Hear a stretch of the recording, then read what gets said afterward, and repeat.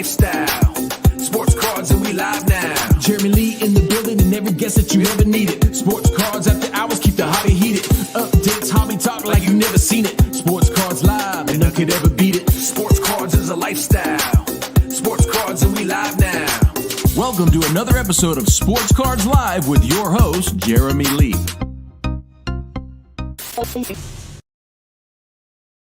All right. Hello, everybody, and welcome to episode number 149 of Sports Cards Live. It is Saturday night, July the 9th, 2022, and my name is Jeremy Lee.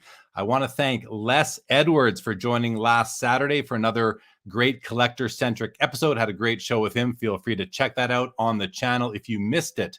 Tomorrow night on Collectible Live, our guest will be professional card dealer Mark Demers, also known as Boston Authentic on Instagram. We will be going live at 7 p.m. Eastern on this channel, so please join us. Next Saturday on Sports Cards Live, our guest is hobby veteran Leighton Sheldon of Just Collect and Vintage Breaks. He's a great guy, hobby veteran, tons of experience. I can't wait to have him on the show. Be sure to join us then. After next Saturday, the next episode won't be until August 6th. I will be in New York City on the Saturday after the Leighton Sheldon episode. And then the Saturday after that, I will be at the National Convention. So no episodes for 2 weeks, but look forward to seeing as many of you as I can at the National. If you see me walking around, please do flag me down and say hello. Really excited to meet more and more people in the hobby. And if you are in New York City on Monday, July the 25th, I will be at the Bleecker Trading for their pre-national trade night. Come on down. It's being co-hosted by Card Ladder.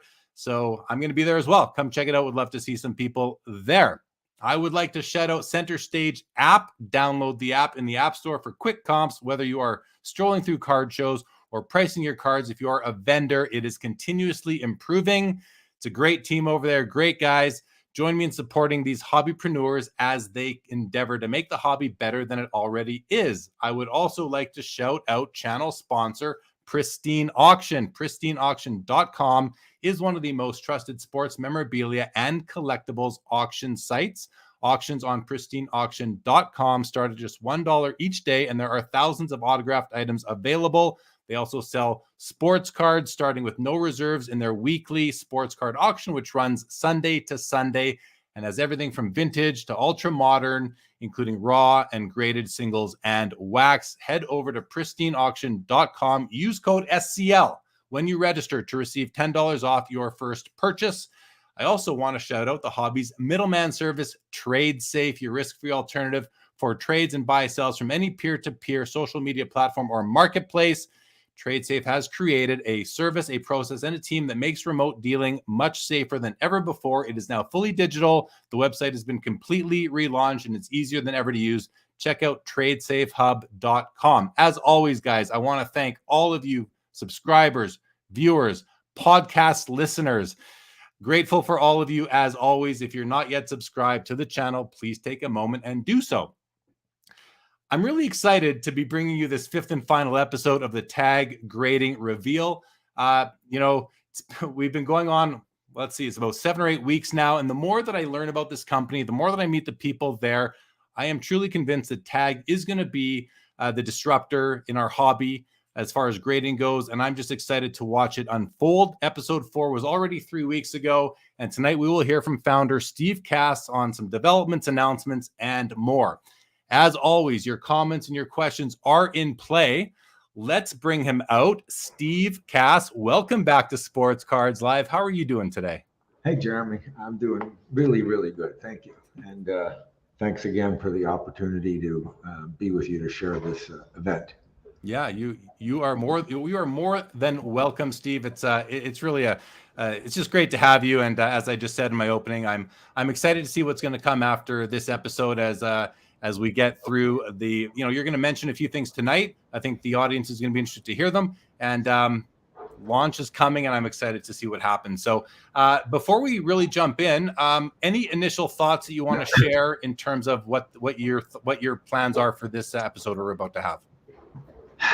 Yeah, it's been a very exciting time for us, and getting as close as we are to the launch and seeing everything pulled together and becoming a really, really tight system is just exciting. I have a very difficult time thinking of the words, but a lot of what we do to develop the grading system is really in part the springboard, if you will, the foundation for a lot of our vision and business plans going forward.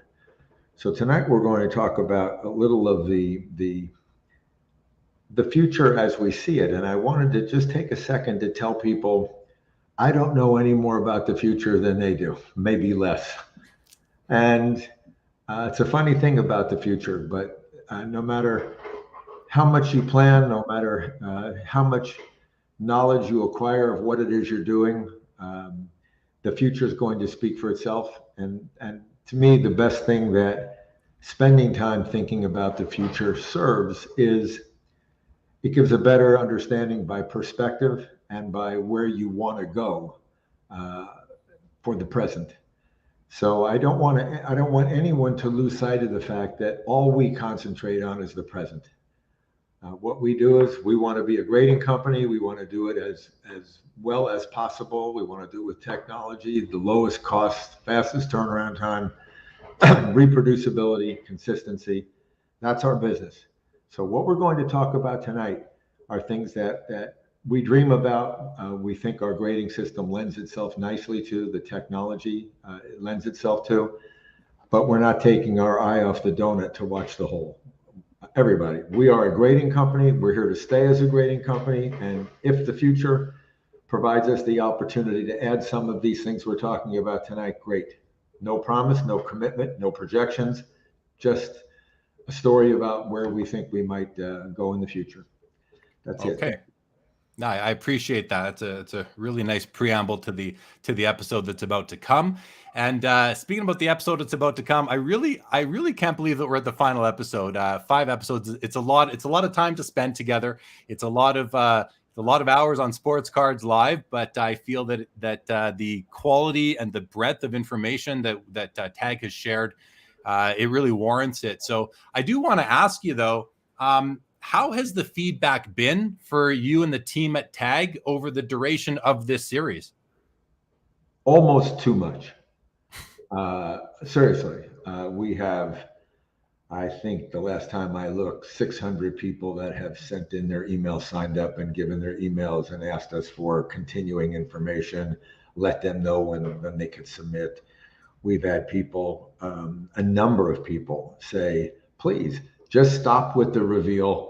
Tell us when you're accepting third-party cards and how much and the address to send them to.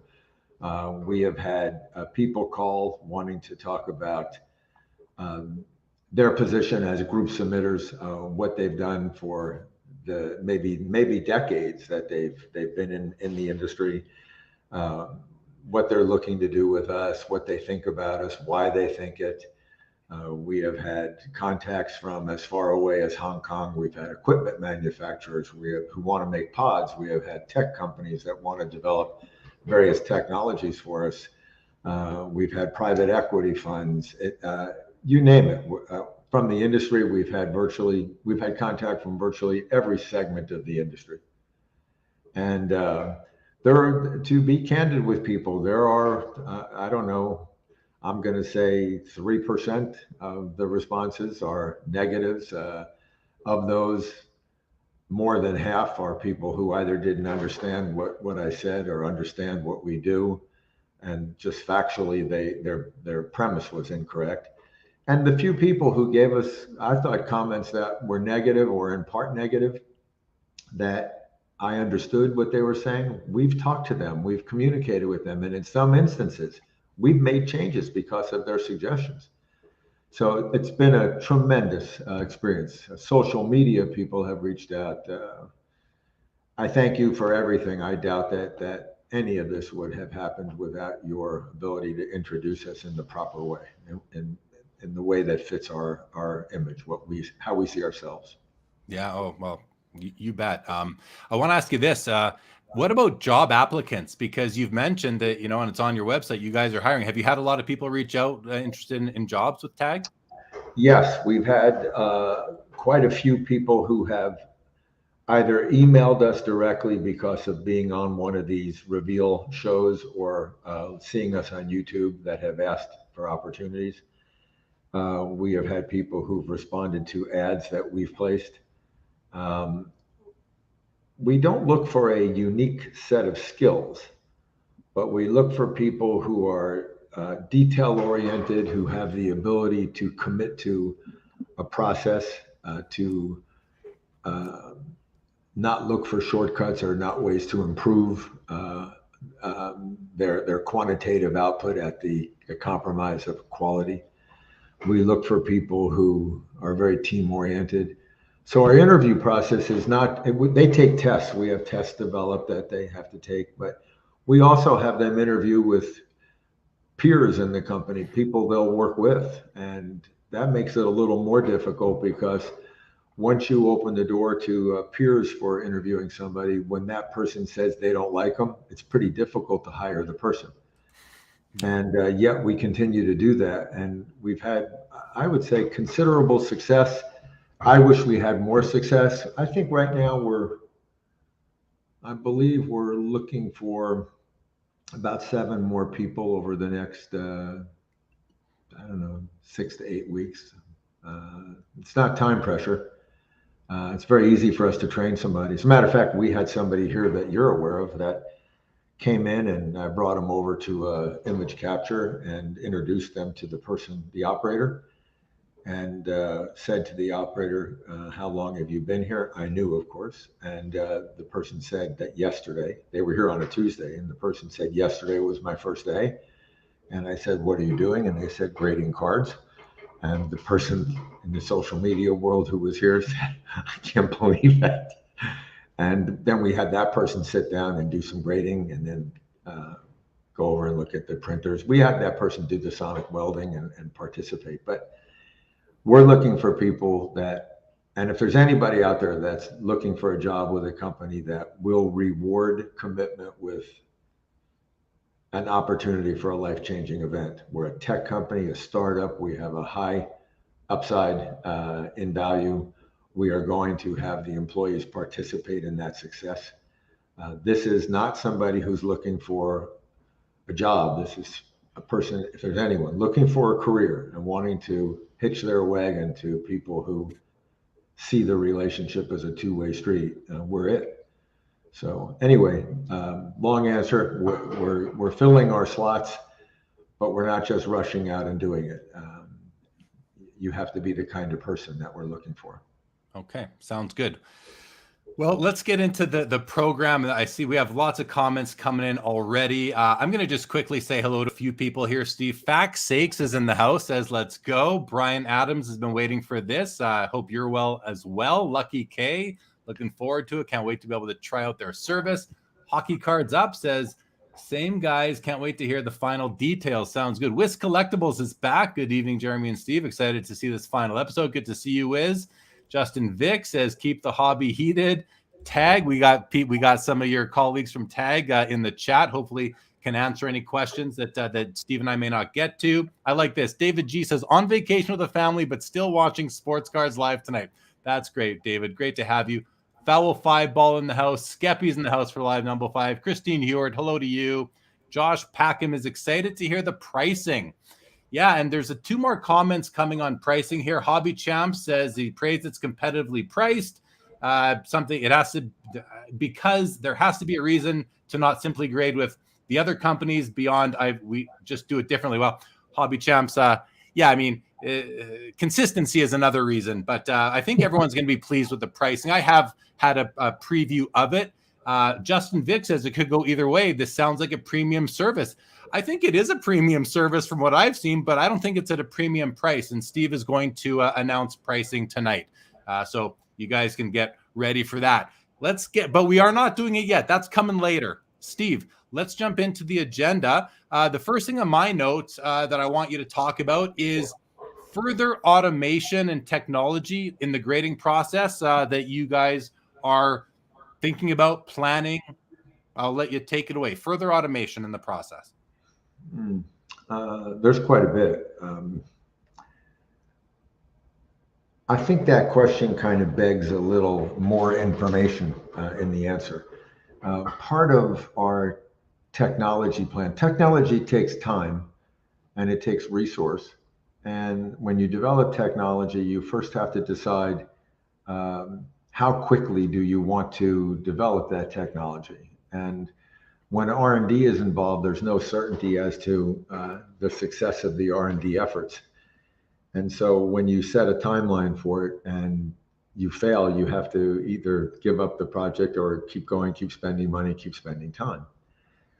And that equation, when it's being funded out of the operating cash flow in a startup company, can cause a company to have to slow down startup technology, slow down technology, startup, slow down, and do it at the rate of operating cash flow allowance. So we're not going to do that. It's not our plan. And with respect to the technology development, we are planning on raising about $10 million or up to $10 million in Q4 of this year. And we've been approached, we're having conversations. So we have some Asian investors who have been discussing it. As well as US investors. The funds are not going to in any way be distributed to the current equity holders in the company. So it's not like any kind of a takeout for anybody that's in the company. But it is going to be used to develop technology. And we have 6 objectives in developing technology. The first one is that we want to lower our grading fees consistently. One of our objectives is always to see if we can get the fees lower and lower. And of course, we want to speed up turnaround time. When you're investing in technology, it's one thing to lower costs, but if the trade-off is that you're extending your turnaround time, you're not really lowering the cost to the submitter. The submitter often, over an extended period of time for grading, loses and sees a lower value in the card because seasons change, a person's injured, a player's injured. So the fast turnaround time is important to keeping overall costs low. We want to increase our capacity, and technology is an answer for us. Once we have the software and we have the equipment, which we have now, there's great benefit. I mean, straight bottom line benefit when you can speed up the process. So we'll continue to be investing in technology, not to change, no scoring changes, no algorithm changes, no attribute changes, no roll-up changes. Everything will be the same. But we are aware that there are ways to keep refining that technology to make it operate more efficiently and faster. We want to use our technology to create growth in the marketplace. So when you have technology and you can do things and you can lower cost, you ought to be able to appeal to people who otherwise are not in the industry. It could be because of that cost or because they've lost confidence in maybe the traditional ways that things are done. So we want to reach out to those people and bring them into the industry, as well as reach out to younger people who are very familiar with technology and its capability. They're not intimidated by it. Many are not in the industry. They don't see anything that we're doing as a change. It's kind of like my son, God bless him, if he happens to be listening. There's probably 50 times where I call him and I say, how do I do this? You know, it's a new phone, new whatever. And without looking at anything, he just says, do this. How do you know that? It's a different generation, and there's an instinctive awareness of technology and its benefits. So we want to bring those people into the industry. And in doing that, number 5, we want to increase demand for cards, bring more people into the industry and have more people interested in collecting, and you're going to increase demand. And when you increase demand, number 6, you increase the value of cards. So you have a supply and demand equation. We want to appeal to the buy side. We want to give them a product that they can rely on and pay more for because they don't need a discount for risk of counterfeit and other things. And we want that comfort level to help the secondary market support increased values. So those are the reasons why we're doing what we're doing. Now I'll kind of get into what we're going to do with the $10 million. more than one, few people commented in episode 4 that they thought there would be more technology, and when I spoke with some of them afterwards, they thought that there were going to be conveyor belts and things that actually traverse the card from station to station. And that is a technological change that is in our plans. That is not a grading technology. That is an industrial engineer that consultants that come in and they develop that process. It doesn't require equipment. It requires conveyors and timing mechanisms. It's not hard to do, but we will be doing that. We're already in the preliminary discussions of doing it. When you do something like that, and you can speed up the process, when you can shorten the time between receiving and QA with the OMS and sending it to image capture and QAing and going to the printer and the printer QAing and going to welding, and the welding QA go to shipping, and you can have automated travel and automated deionization and cleaning of the slabs. You can speed up the process, and when you speed up the process, you get more cards slabbed per hour, per labor hour, per FTE, a full-time equivalent employee, per dollar of labor, however you want to measure it, how many cards you grade per square foot. So you become more efficient and you lower your costs. So that's the first thing we want to do with technology. And that's consistent with speeding up the process in addition to speeding up the technology that is the technical side of the process. We also want to change and reconfigure the grading pod. And what we have found out is that it is possible for us. We have worked with some companies that have given us this information, these ideas. So this is not a TAG original. This is something that we've learned. Our pods are horizontal pods, as you recall. They run and take up about 250 square feet. And so we now understand that we can do the image, everything through image capture and quality assurance. And we can have a conveyor belt that traverses the card through that. And then we can have a vertical conveyor belt that the horizontal conveyor belt lays the cards in, and they go up to the second above station, 12 feet or so off the ground. And over that, you have the printer and the welder. And from there, you have a conveyor that goes to shipping and QA. And that would cut down our square footage to 125 feet for the grading pod, and that would lower our fixed cost. So the other technology advancements would lower our variable cost. This kind of industrial engineering design enhancements would lower our fixed cost. We have a lot of other technology that we would like.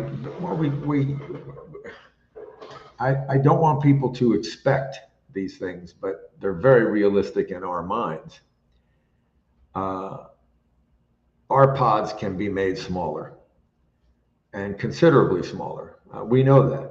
And by investing money in them, the software fits into a chip. It's the equipment that takes space. And there's been advancements in equipment and continues to be, and we can do it in smaller space today. So we have envisioned quite a few years ago a TAG on wheels.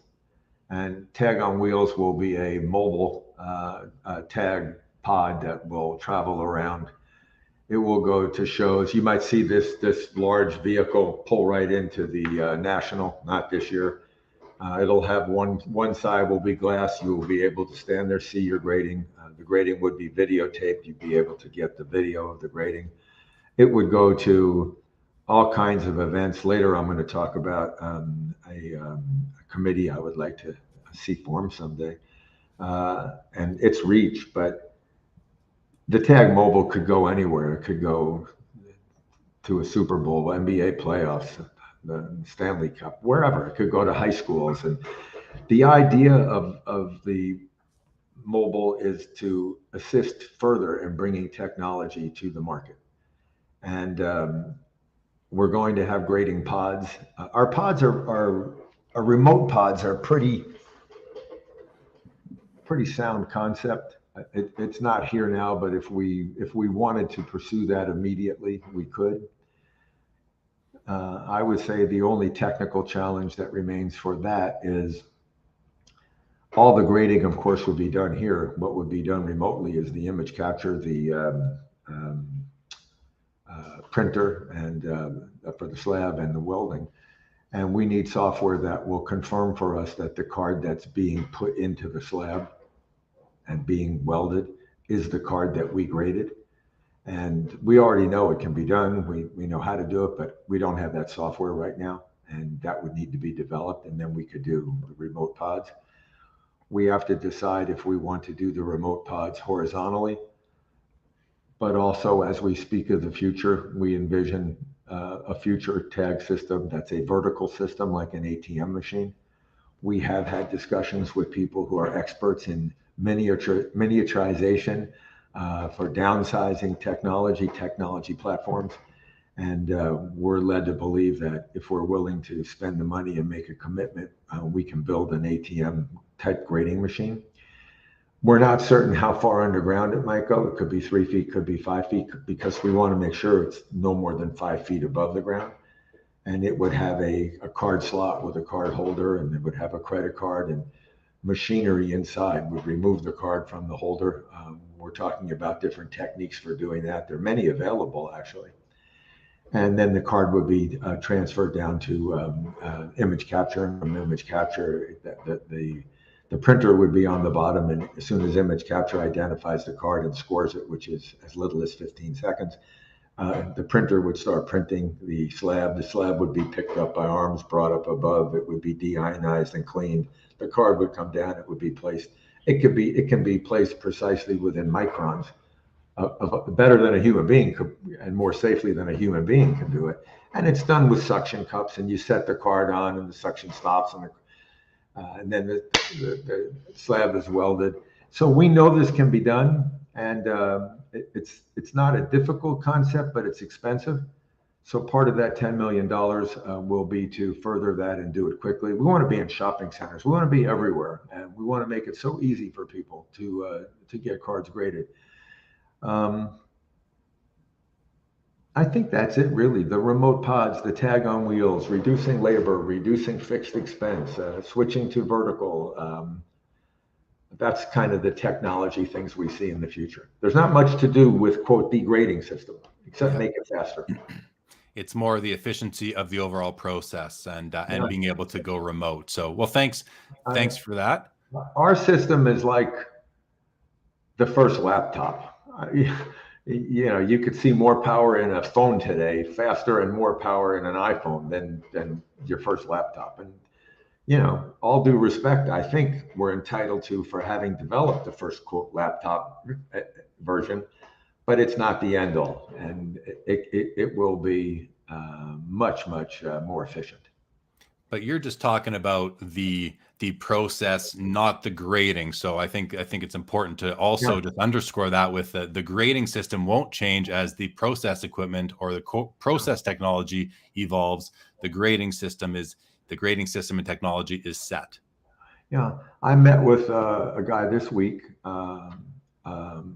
private equity. They own a company that assembles a product that's a universally recognized product, and it's entirely automated, including the packaging. And he was telling me that there were over 200 screws that go into this product that are done automatically. The naked eye, you'd hardly be able to see the screw, and yet they're there, and they're all done, and they're quality assured tested, each one. It's an amazing thing that technology can do. No doubt. I'm going to go to a couple of comments, and then we're going to talk about a little bit of clarification on the image capture machine. But first, a couple of comments here. Mike, welcome to the show, says I've never had any cards graded, but ready to start submitting with TAG. And I'm hearing a lot of people with those exact sentiments who just don't like the current grading environment and have been waiting for years, many people, for automated and consistent grading. So I think Mike, thanks for your comment, and I think that you reflect that of those comments of many others as well. And then Bink Scott says, Jeremy, we all know how hard it is to break into third-party grading. Will TAG be prepared to be in the fifth chair for a few years, or if they can't take over the hobby, will they drop out? To which someone from TAG responded, says, we're in it for the long haul. And then before I move on from that, there's another comment that. Can I answer that one? Yeah, go ahead, Steve. There's another comment that ties into it, but sure, go ahead. Go ahead, please. Okay, the other one is from Vintage Card Collector, who says, the biggest unknown to me is how the market will accept the slabs and ultimately how will resale value compared to the others. CSG is well funded, but values are a fraction of PSA. And before Steve goes, I just want to make a comment, just from my opinion, is that CSG is one of the four, what I call major manual grading companies, whereas TAG is the first and only true automated grading company. So I think that we have to look at manual grading and automated grading a little bit different, but I do understand that at the end of the day, a lot of people care about the value of their cards and that alone. And with that, Steve, I'll let you jump in. I think that's a very bona fide comment, question, and one that should be responded to. First, I want to say, I don't think at all about, quote, being a disruptor in the marketplace. Don't want to be. It's never been my vision, my dream, my passion. What I'd like to do is see the industry grow from 15 million cards to 30 million cards, and everybody keep the 15 that they have, and we get the 15 new ones. That would be a vision. I'm not trying to take business from anybody. I'm not trying to question the validity of the values associated with anybody else's slabs. We're doing something that I think in part is designed to not only make the market larger and increase the demand for cards, but it's to give the buyer more information. And I might be the only person on earth that believes this. I doubt it. But I think educating the buyer, if you have something of value to give to the buyer, educating the buyer, it works to your favor. If you don't have something to give of value to a buyer, keep quiet and keep on marching to the beat of your drummer. And so if we're disrupting anything, it's the information path, the amount, the quality and quantity of information that we're giving to the buy side. I'm not trying to disrupt the grading side at all. And I think that we'll be successful at producing a lot of information that doesn't exist today that should be a component of value. And I can't tell anybody it will be. There are very few industries I know of where the best or most informative buyers don't pay more money for getting the product that they know or believe satisfies their needs given the information they have.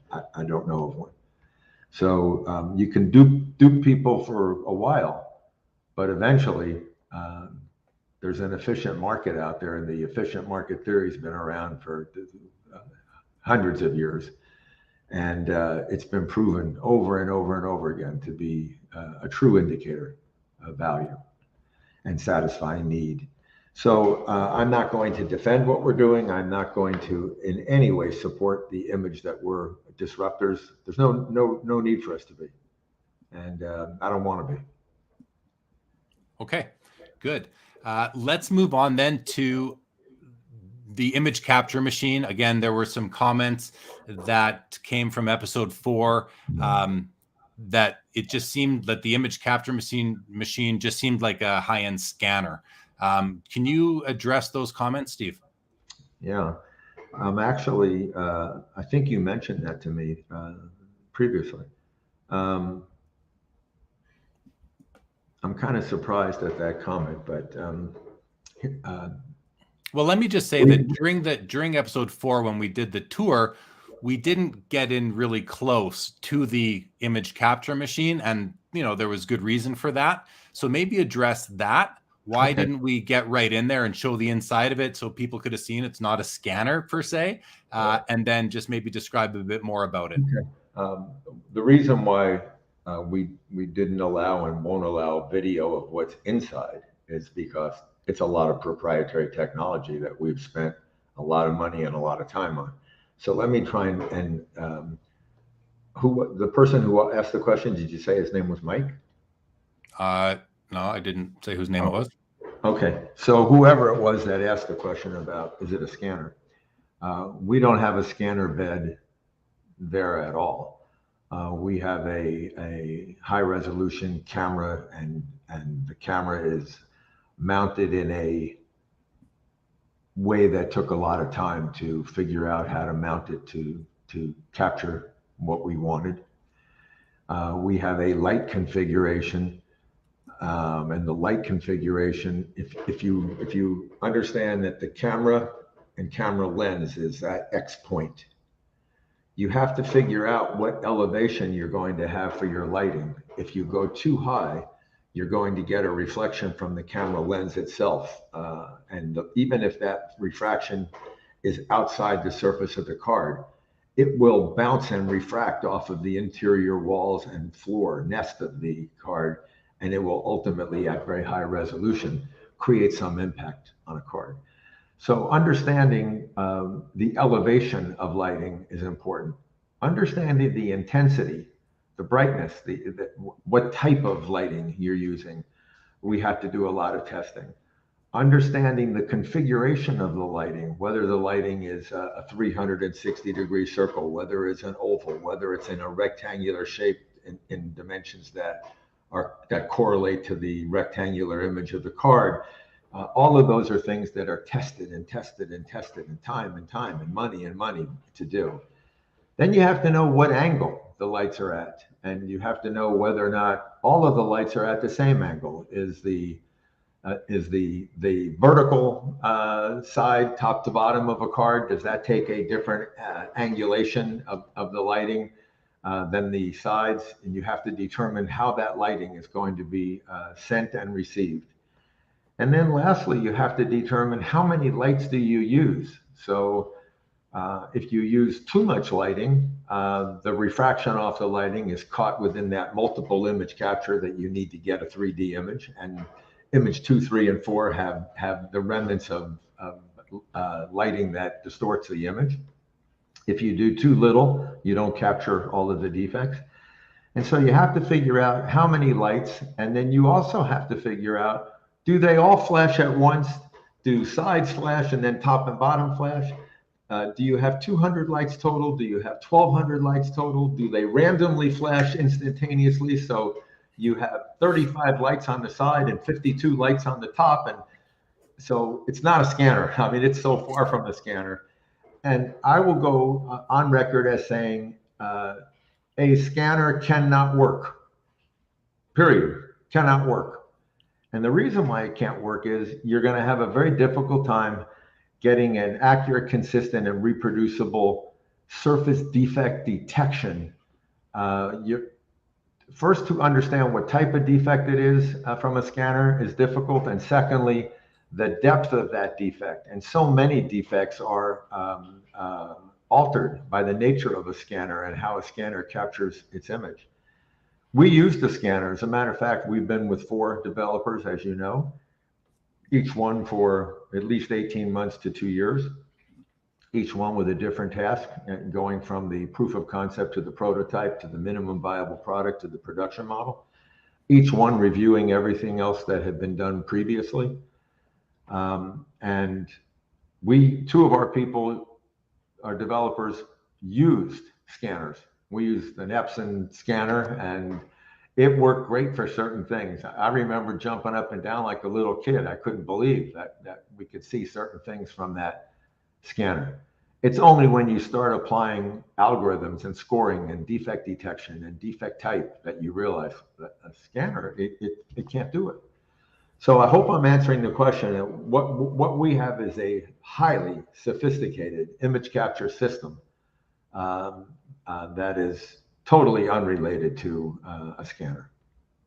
Okay, well, thanks for addressing. I think it's important to clarify anything that might have been misunderstood or misinterpreted, or just correct some erroneous comments out there. Yeah, I think it's largely our fault, because when you put so much time into something over that period of time, you lose sight of the fact that you're spending so much time, so much effort, and you see it as just little pieces. And when you get done, you don't realize how complex it was until you're asked a question like this. When I answered the question, I'm running through all the things that we literally went through as I recall them. That's how I'm explaining what's in that. It's just from what I experienced. Okay, sounds good. The next point I have on my agenda is another sort of clarification point on proof cards, which you spoke to earlier. Do you want to speak about proof cards and building a proof room, that kind of thing? Yeah, if I had a small caliber, I would put it to my head, because that was my boo-boo and totally my error. When I said that, I loosely said that a proof card would be where we would purchase an unopened case and go through those cards and identify, grade possibly all the cards and identify cards that are important, but look for a proof card if it occurs. A proof card being a card that has nothing more than an NHOD. If you recall, an NHOD is a non-human observable defect.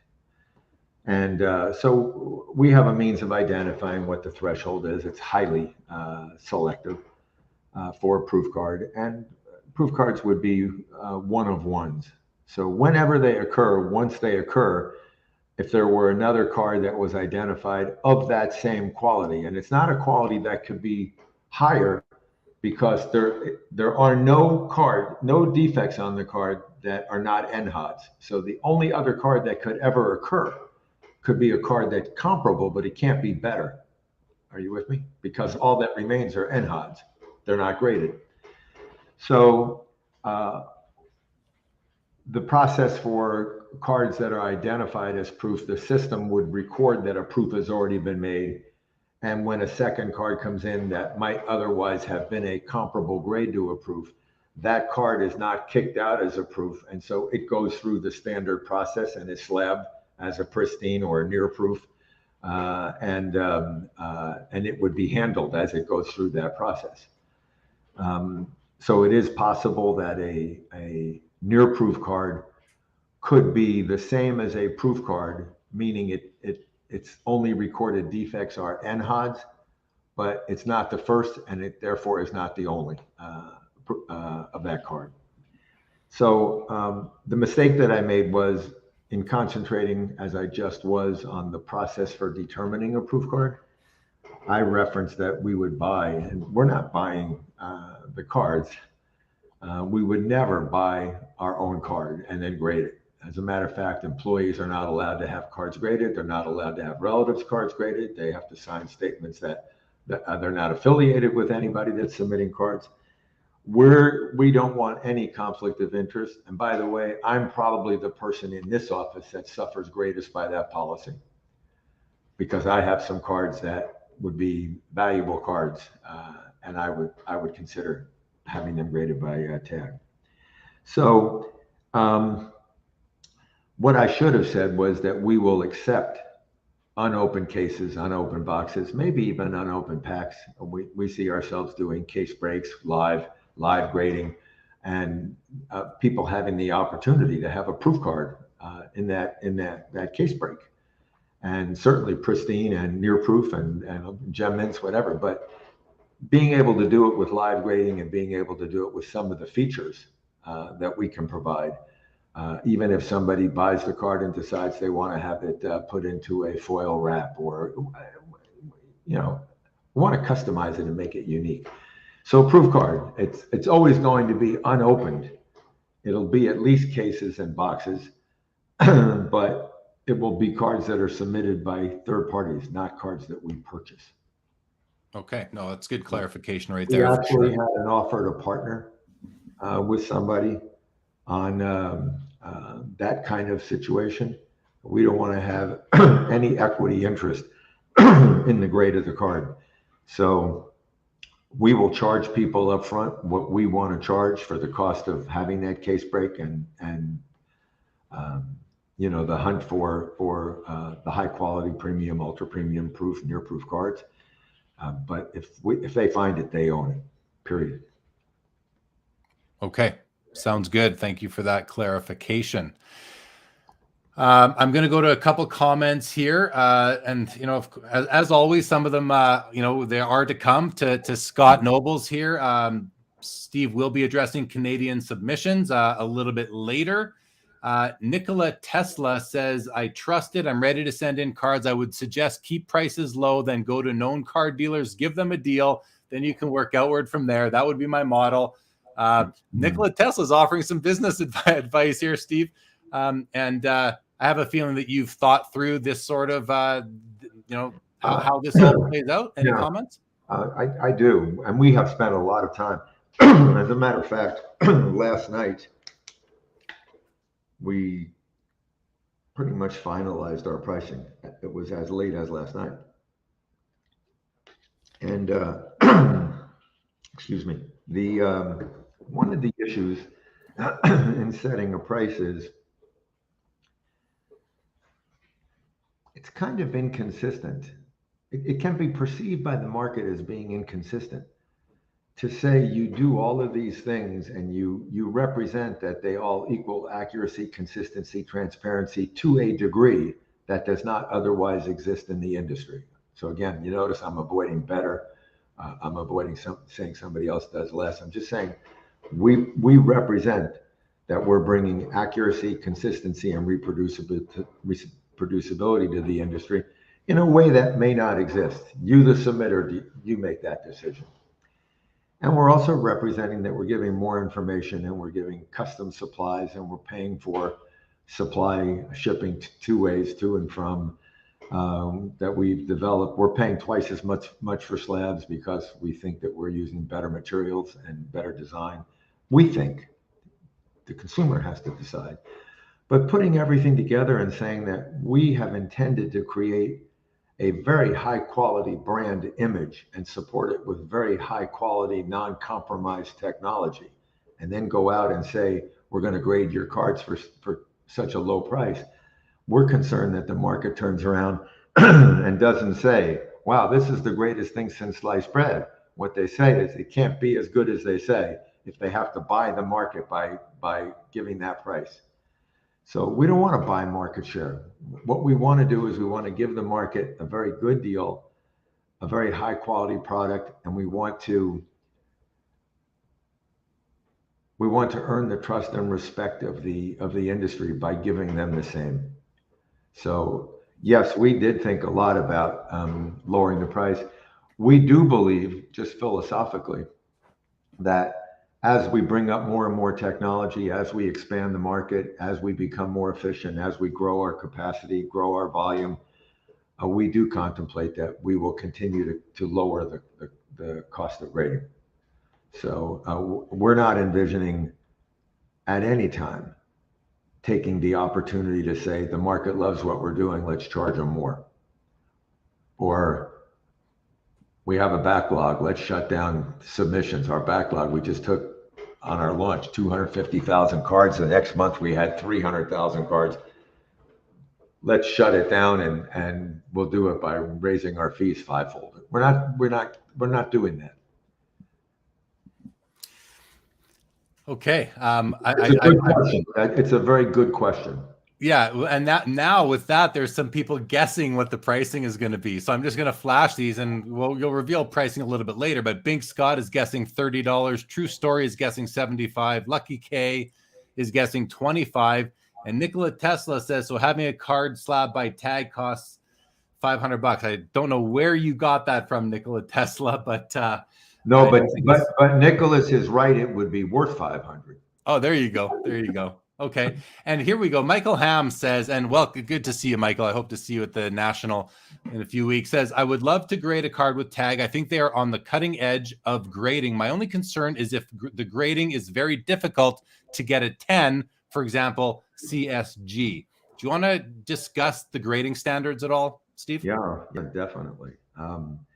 We've gone out of our way to say, geez, several times throughout the reveal, our grading system it matches the industry standards and expected grades. We're not altering that.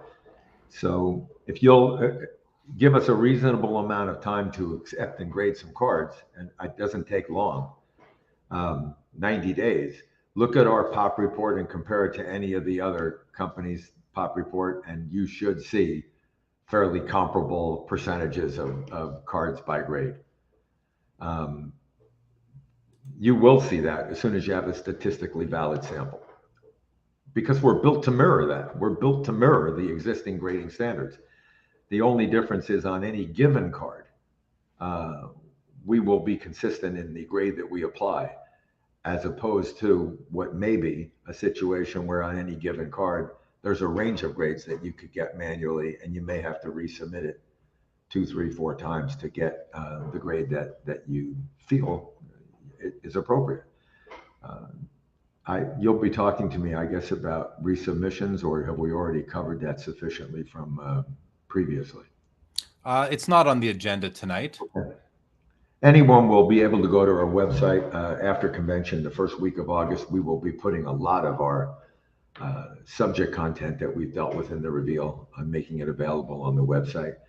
But it's clear, and you will see, we won't go into it, our resubmission policy is designed to not penalize a person who, without knowledge, buys a card raw that had been previously graded, and there's no way for them to know. But we're also not rewarding somebody for continuing to resubmit cards and creating an incentive for them to do it, thinking they can get a better grade. So we'll go on. I don't want to get too far off course here. But here's a question from Foul Fireball, more about the image capture. Does TAG use multiple cameras to look at cards in stereo? I won't answer that. That's a great question. I will say that we do examine the card, and I don't know that stereo is the exact term. No, but we do look at cards in I thought it's called stereoscopic. I don't know the terminology, but it's not just a simple snapshot. But I don't want to talk more about the image capture. I hope they respect the fact we just have a lot invested in how we do it. I think that's more than fair, Steve. Canada Blue says price depends on turnaround time, which I think is an astute point. Just lost my. Here we go. Some more guesses coming in. Let's now, Steve, go on to the next item on the agenda that I have here, which is you alluded to it in your preamble, I believe, was an industry association or something like that you would like to see created for our hobby. What's your vision there?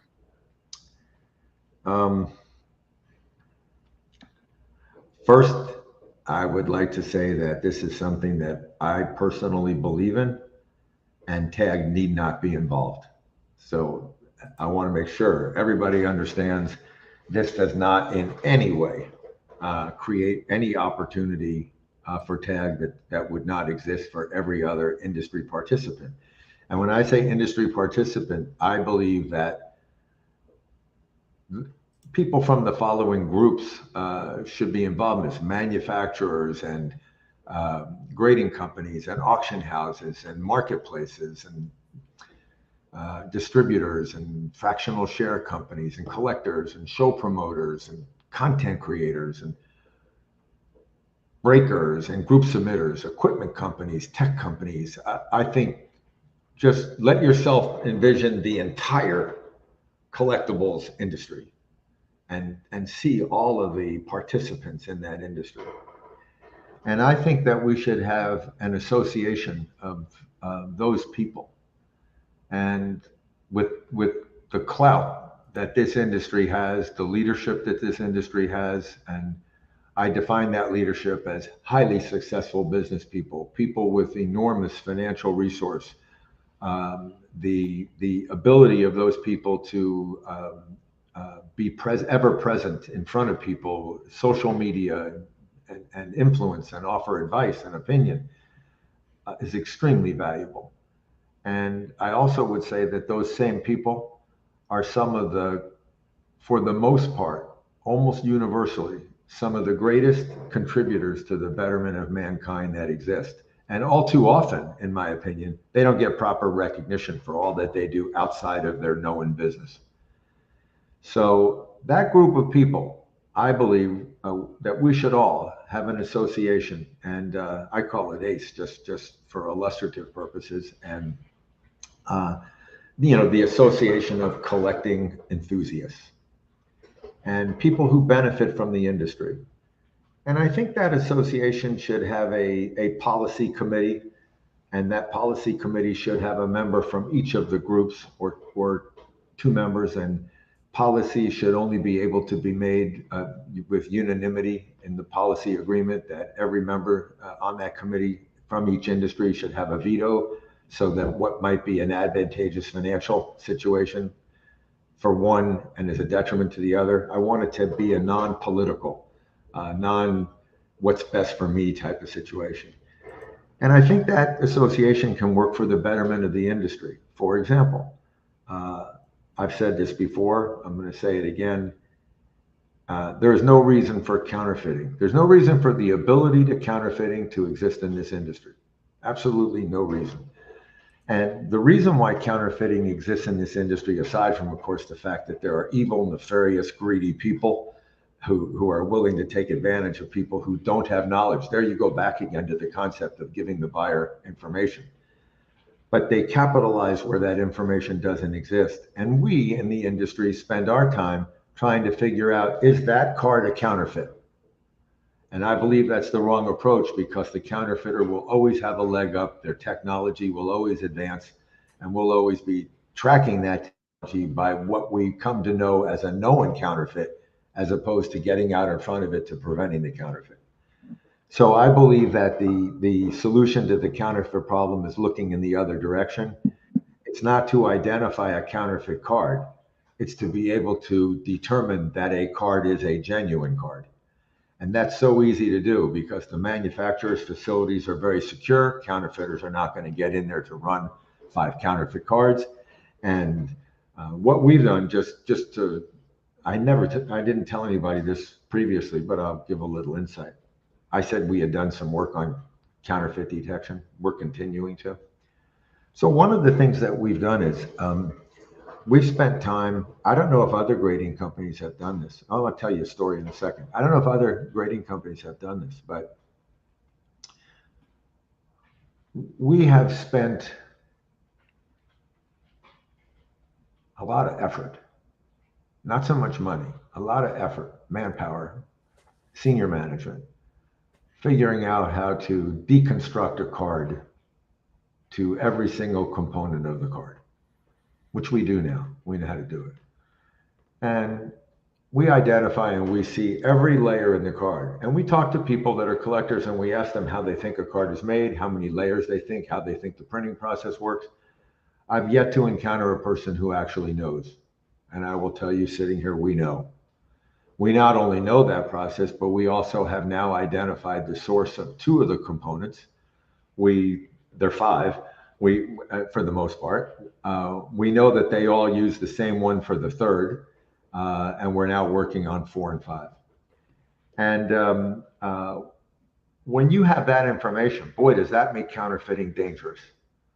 And so what we want is, we want the manufacturer within those layers, and we think we know where and how, to put a mark inside the card that can be seen by people who have the right kind of light, the right kind of, whether it be infrared, black light, some kind of electronic light, whatever. You can determine that that card was an originally manufactured card. And it could also be done with other things, that it might be something that, given a certain input, can emanate a sound back. It might be something that it has a communication capability. It depends on how advanced you want to be, but a single non-sophisticated, unique mark They can't be seen. It's unobservable from the surface of the card, but it's detectable as being within the card. I think is a better way to go. And I think we as an industry can tell the manufacturers that this is something that they need to do. I think the manufacturers would agree to do it. The cost is insignificant. I think they would agree to do it with a little lead time, but I think that the pressure from the industry would be most telling with respect to whether or not manufacturers are in favor or indifferent toward the counterfeiting of their product. And I don't think they want to make that statement. I also think there are companies out there that appear to be very advanced, very sophisticated, very successful, very committed to doing it the right way. I'm going to mention one by name, just Fanatics. I can't imagine that Fanatics would not want to see, whether it affects their business or not, just the principle of counterfeiting being part of the hobby and people in the hobby being ripped off by not knowing that they're getting a counterfeit card. I don't think that fits their brand image. And I think all of us, and I'll say every grading company that's out there, including PSA, FGC, Beckett, ourselves, I'll say the auction houses, whether it be Heritage or Golden or whoever, eBay. There's no way that eBay is excited about having counterfeits in the marketplace. And we can all get together, and it's so simple. Let's eliminate counterfeits from the market. So I see that this association as being one that can set policy for the betterment of the industry. Each policy member has a veto right. They can never be hurt if they don't want to agree with something. But I do think the public should be made aware of each issue that's brought to the committee and how each person votes on that issue. And I think it's a certain level of accountability, a certain level of transparency, but most of all, it is a level that we as an industry, each participant in the industry, agrees that certain things are unsavory, they're unacceptable, and we're not going to allow it to happen, period. So that's what I think is something that we can do collectively that does not benefit anybody in the industry more than anybody else, except the unknowing consumer. They're hurt badly by not doing this. One thing I'd like to ask you to clarify: eliminating counterfeits. Is it correct for me to assume that when you say that you mean like moving forward, because there are several counterfeits in the space already? Yeah. No, what's out there is out there. You know, God, I love that question and comment. All due respect intended to anybody who has made this comment. The comment being, we're getting better at detecting counterfeits. I've heard that from a lot of places. My question is, how can we possibly know we're getting better at detecting counterfeits? How's it possible? If you don't know the counterfeit exists, how do you know how many of them there are? If you're not disclosing what your rate of counterfeit ID is and whether it's going up or down so that it can be compared in the market to the known counterfeits, it's impossible. TAG, and I have the utmost confidence in TAG. I don't think you'll ever hear TAG say that we're getting better at detecting counterfeits. The only thing you'll ever hear us say is we're doing the best we can. How do I know how many counterfeit cards have been made if I haven't been able to ID them? So we can fix this. It's really not even much of a challenge. It's just nobody has ever said collectively to everyone out there. I'm begging everybody, every participant in the industry. I'm literally begging you. Let's just fix this problem. Why not? There's a 163-year-old hobby. Let's preserve it. We're damaging that hobby, and we don't know to what degree. Someday there's going to be an enormous scandal in this hobby, and we have to get ahead of that curve. Someday there's going to be enough fraud in the hobby that federal regulators are going to come into this hobby and look at a card as though it were. That card is a 22 tops regular card number 16, player number so-and-so. That's what you bought, that data. When you bought that card, the card itself is a security. It's like buying an issue of shares in a company, and they send you a certificate, and that certificate is the security, the visible security of that data. You get the number of shares, the name of the company, the date, the corporate signatures. That data exists elsewhere. Transfer agents have that data. Companies have that data. We get that certificate because it's a security. And cards are becoming more and more akin to security. And we have to stop fraud. We have to stop pandering to powerful people who are influencing the industry in directions that may not be in the best interest, the long-term interest of the industry, and they're doing it for short-term gain. We can stop this, everybody. And there's nobody out there, by the way, in my opinion, nobody out there. I'll literally name the biggest companies. There's not a person out there that would not agree with what I'm saying, that it would be better to take counterfeits out of the market. And the only thing they could object to is that I'm the person who said it. You can't possibly disagree and say counterfeits are good for the sports card trading industry. So let's forget about who's doing what. TAG will be out of this. I'm not asking that we be on the policy committee. I'm not asking that we be treated in a special way. In fact, we have filed for patents that include various patent claims that may interfere with the manufacturer's ability to put a mark in those layers. I would be willing to make those patents available to the manufacturers to further this. I'm not looking to make money. TAG's not looking to make money. I said in episode number 1, we are committed to doing what's in the best interest of the hobby. This is proof positive. We're willing to do something. Help us. Okay. No, I appreciate all that. Are we good to move along? Sure. Yes. Okay. Let's go to some more comments that have been coming in. Hockey Cards Up says, what will your capacity be? How many cards can you grade per month? And my question is this something you're willing to speak about tonight? No, we won't give out that information, but I will say that if this individual would like to enter into a submitter agreement with us, let him get in touch with me and tell me he wants to submit 20, 30, 40, 50,000 cards a month. And he'll find out whether or not we're able to handle them. Okay. Let's keep going. If you're submitting 10, 50, 100 cards a month, I don't really feel there's any reason for you to have any benefit for you to have what our capacity is. I think some people might just be curious as to how fast the tag slabs will enter into the secondary market. Maybe that's I can answer that. I would expect that the first tag slabs would be in the secondary market a week after the first cards are submitted for grading. Because we're not going to hold any cards, we're going to be grading cards. We're grading cards now, and but we're not letting those cards go into the secondary market. The agreement we have with the people who sent those cards 8 months ago is that they can't put the cards in the secondary market.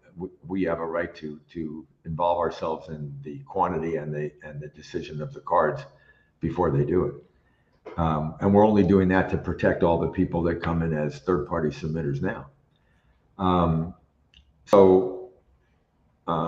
We'll be turning around cards quickly, and they'll be going right back out. We're not going to hold them until if you buy a 30-day service and we get the card graded in 2 days, you're going to get it back. Okay. Well, and he does say, thanks, Stephen. Yes, Jeremy, you got where I was going with it. So good. I'm glad that I was able to do that. Hockey Cards Up. Next comment, I want to go to Aaron Salazar. Says, never been a grader, but this product fascinates me. Interested in a product that would be a consistent grade and not be able to crack and regrade with different results. That's a response to the resub points that Steve made earlier. Quick good evening to you, Casey Bushmeyer. David Kahana says to Steve, what about detection? We've been talking about counterfeit, Steve. He says, what about detection of altered and trimmed cards in relation to outright counterfeits? To which Chris C adds, counterfeits aren't the only issue. Can TAG detect trimmed and altered cards? Good questions. In most instances, yes. Certainly if it's a card that we've already graded, yes. If it's a card that has standardized features that are impacted or altered by the alteration of the card, yes. If it's a card that has an edge that in an extremely refined way is slightly different than another edge, or two edges that are slightly different. Yes. But is it possible to trim a card and do so in a way that's non-detectable? I think it's possible. I think we're real good at detecting it. I know when we were dealing with this issue, somebody told me on vintage cards that there was somebody out there, I don't know if it's true, that had actually bought original stock and the original cutters that were used in the era for the cards that whatever, I'm not saying they were counterfeiting or making them, but that equipment, paper stock, and cutting instruments that existed in a prior era are in the public's hands. I've been told. So today they're getting, as you move away from paper and get closer to plastic, it becomes increasingly difficult. But a lot of the ways that you can tell is by looking at a series of cards and identifying common characteristics, which virtually every series has at the level we look. And when you see that common characteristic has moved slightly, becoming closer or further away from an edge, you can determine that something's been done. Okay. So yeah, that's one of the things I have to say we do as well as we can, but I can't tell somebody that I can tell you with certainty that no trim card will ever get through our doors. Yeah, and I don't think there's a grading company out there that can do it, and there's ample evidence of that out there in the public domain. So I think I just, and as David Kahana says here, I appreciate your honesty, as I do too. I will say you can't get a resubmitted trim card through our door. That's a benefit for sure. Okay, a couple of questions that we've addressed in prior episodes. I'll just kind of run through them. James wants to know any type of car, any cards TAG won't grade right away. Yeah, there's several, James, and those will be added as time goes by. I think at launch, they're going to be accepting 35 and 55 point cards from 2000 forward. Thomas Peterson, yes, Thomas, we did a whole episode on the population, or about half an episode on the population report, and it's, in my opinion, as a lifelong collector, once it's populated, it's going to be the best population report out there. It's quite amazing, actually. Okay, Steve, let's keep going here. I know people are waiting to hear about pricing and launch date and all that, but there are a couple of other things that we want to chat about here. International expansion is one of them. You've already talked about remote grading pods and all that, but why don't you talk a little bit about international expansion and your thoughts on that? If there's anything that we haven't discussed yet, and there might not be anything left, I'll leave it to you. International expansion is very much part of our business plan. It's a very prime segment of the market that is available, that has great opportunity. We met with a major manufacturer, and in the course of the conversation, they told us that there's more soccer cards produced in a World Cup soccer year than all the sports cards produced in the other 3 years. And those cards are, I would guess, largely distributed outside the United States, and a very small percentage of the cards come back to the United States, through group submitters. It's hard to send a couple cards across the Atlantic, insure it, and get them back with the right value. And so other grading companies also look at the international market, and they see that there's opportunity there. I think that their markets are so large, there's opportunity for many grading companies in those markets. We want to do it with grading pods. We want to do it what we think is going to be a very efficient way to do it. We have, I can't even go into how much contact we've had from international sources, be they people who are real estate magnates, people who are private equity, hardware, tech, who want to either acquire the rights to our technology, they want to license our technology, they want an exclusive for a certain territory, a certain country. I don't think that our challenge will be that part of the equation.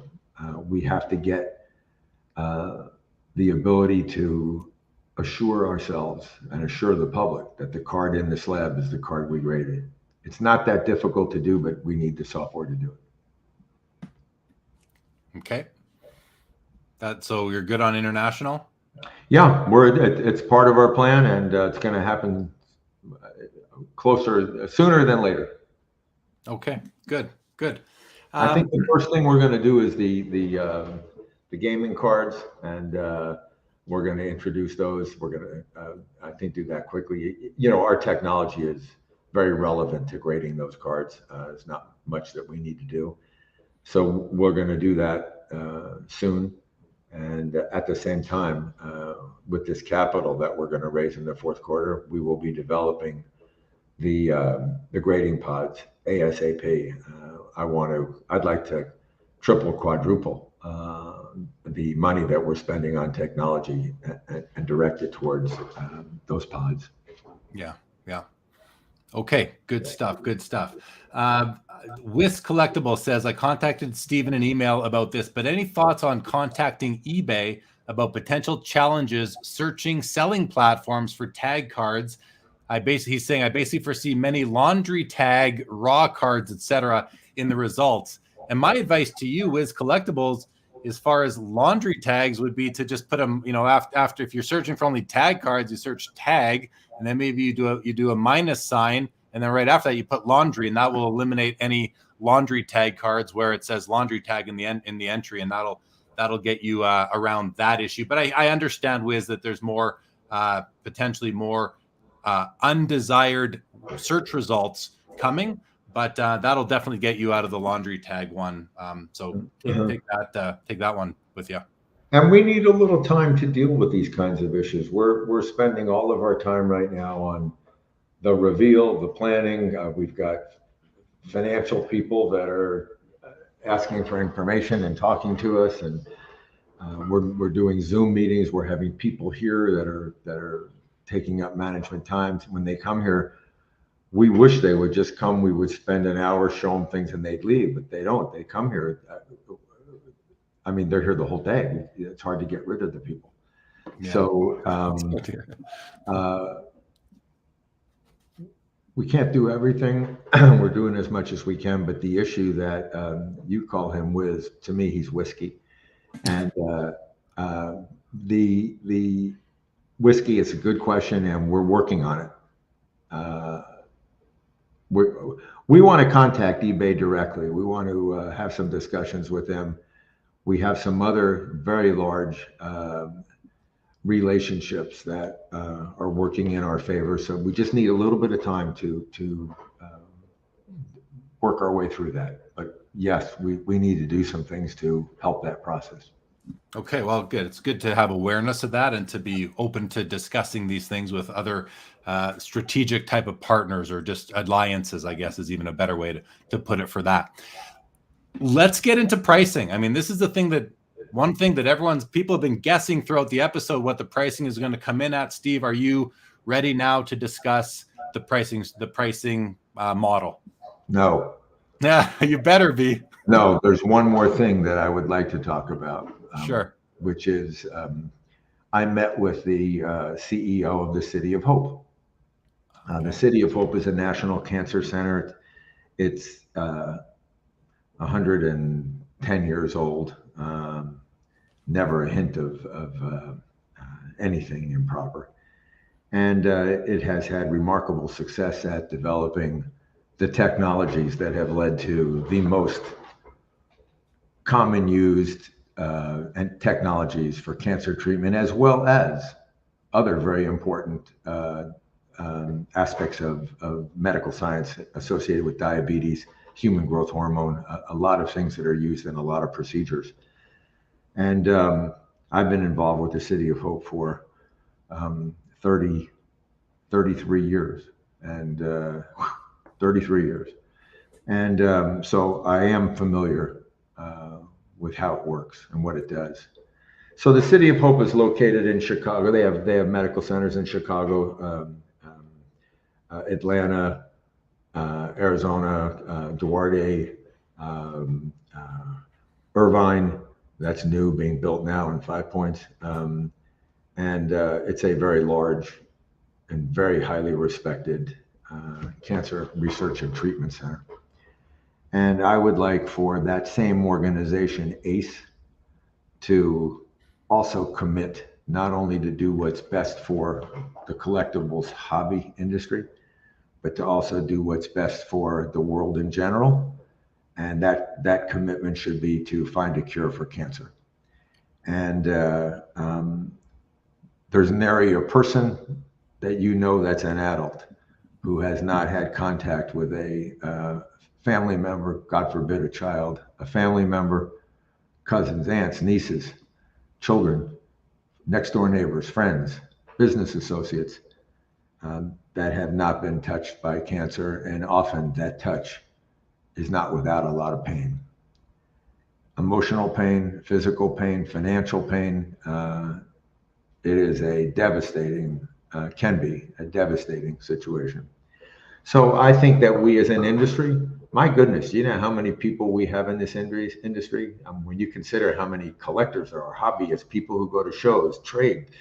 I mean, the social media, the reach of social media. We have people in this industry that talk to millions of people. And I'm only suggesting that ACE not only have a commitment to do what's best for themselves, i.e. best for the industry, but that our reach is far greater than that. And only when you reach for the stars can you actually grab one. And I think the industry should reach for the star of doing what everyone in the world wants to have done, find a cure for cancer. So I talked to the City of Hope. Under the right circumstances, they would build a sports museum on their campus. They would have wings available, possibly, where large donors could donate collections. Those who are familiar with doing such know that there are economic benefits that can come from that. I've asked the City of Hope to consider having a touring exhibit from that museum, and that touring exhibit visits inner city communities. It visits cancer hospitals around the country, goes to pediatric cancer wings. I've asked that they support lectures and seminars for women to bring women into the hobby. I mean, what a shame to go to National and look around and you see 8% of the people there are women, and half of those are there because their husbands are there. And there's a great opportunity here, not only for the industry, but for people, to introduce people to the wonders, the passions of card collecting. You're doing them a favor. Look back on all of our own lives and how important cards are to us, and the feeling that we have from this. And so I would like for that association to also commit to finding a cure for cancer and broadening the base of people who are aware and collecting through creating a sports museum that is solely for the purpose of bringing a smile to people's faces, to educating people about the hobby and the opportunity. And I wanted to say that before we went on to what may be more important to other people, but less important to me. No, listen, I think it's nice that you take some time to discuss it. You're passionate about the City of Hope. You're passionate about finding a cure for cancer. And some people might be wondering, and I see some people are wondering, why you're talking about this on from the aspect of a grading company. But the reason is because he's passionate about it. Steve is passionate about this, and he wants to see not only TAG, but the industry give back and work towards something that benefits humanity, not just us collectors. But also, I happened to be listening to an Elon Musk YouTube recently, and he was talking about the inevitability the failure of the populace to survive because of the failure to grow the population. And one of the reasons that population doesn't grow is people have less children. There are two working members in a household much more often now. But another reason is that there are catastrophic illnesses that affect people that take their lives. And so there is a benefit not only to mankind, but as people live and people are introduced to the hobby, they will become collectors. They will, just because they had cancer when they were young and we reached out to them and saved their lives, it doesn't mean they won't become a collector later on. In fact, when they realize the person who sponsored their life-saving treatment was an association of people who are familiar and affiliated with the card collecting hobby, I can virtually guarantee you they will at least look into finding out who blessed them the way that they were blessed. And you'd be surprised how many people will respond to that. So it's for the hobby as well as for mankind, in my opinion. Anything that's for the betterment of mankind is for the betterment of every person, including people who collect cards. That's why I'm mentioning it. Well said. Well said. I appreciate that. Before we get to pricing, Thomas Peterson has this question. Cards are graded, scored from 100 to 1,000. What is the highest score for a graded card by TAG so far? He says, is it 1,000? Is it 999? Can you speak to that, Steve? Yeah, we don't. When we open the door to, when we release slab cards to the market and when we open the door to the population report, that question would be answered. Okay, thank you. All right, are you ready now to turn to pricing? Yes, I actually printed out a sheet here. Is it okay if I use this? Yeah, go ahead. Yeah. It was late last night when we actually finalized this, so I have to familiarize myself a little. We are going to start out slow, and in that regard, we are going to take 60,000 cards the first 3 months, 10,000 the first month, 20,000 the second month, 30,000 the third month. These are numbers that could change slightly. You can't say exactly.